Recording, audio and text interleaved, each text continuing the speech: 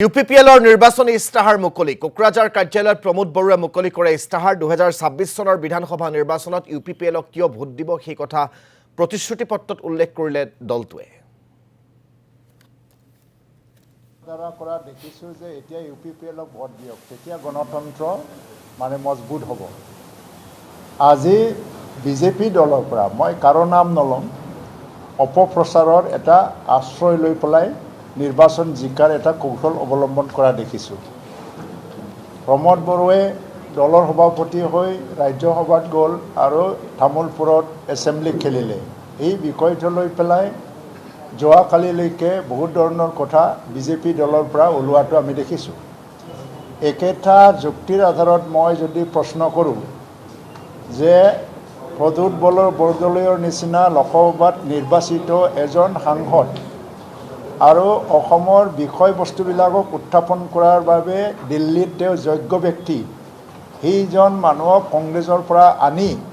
দিছপুৰত এমএলএ খেলাবৰ কাৰণে কি প্ৰয়োজনীয়তা আহি গ'ল বিজেপিৰ বাবে এইটো এটা মোৰ প্ৰশ্ন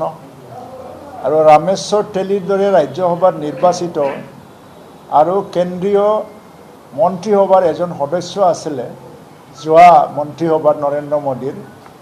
এই ৰাজ্যসভাত সিটিং এমপি হৈ থকা ব্যক্তিজনক আকৌ আনি পেলাই এমএলএ ইলেকশ্যন খেলাবৰ কাৰণে বিজেপিৰ কাৰণে কি প্ৰয়োজনীয়তা আহি গ'ল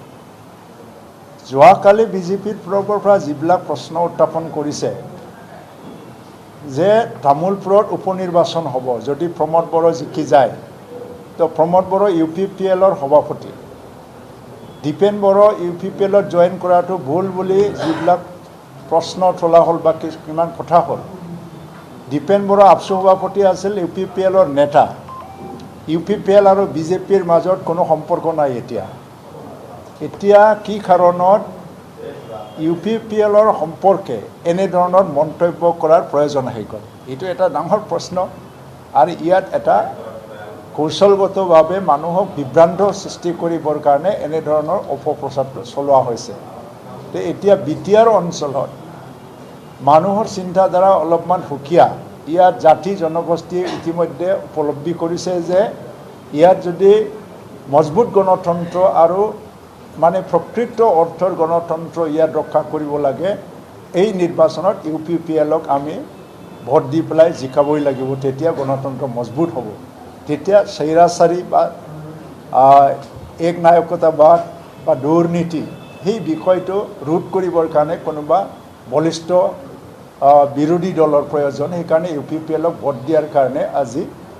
বড়োলেণ্ড অঞ্চলৰ জনগণৰ ৰাইজে আজি মনস্থিৰ কৰিছে আৰু আজিৰ দিনত মই এইখিনিয়ে স্পষ্টীকৰণ কৰি দিবৰ কাৰণে মই আহ্বান জনাওঁ আজি যোৱাকালি বিজেপি দলৰ পৰা যিটো প্ৰশ্ন কৰা হ'ল বা যিবিলাক কথাটো কোৱা হ'ল কি কাৰণত কি পৰিস্থিতিত আৰু কিহৰ তাৰণাত এনেকুৱা ইউপিপিএল সম্পৰ্কে প্ৰমোদ বড়ো আৰু দীপেন বড়ো সম্পৰ্কে এনেধৰণৰ বক্তব্য ৰাখিবলৈ প্ৰয়োজন হ'ল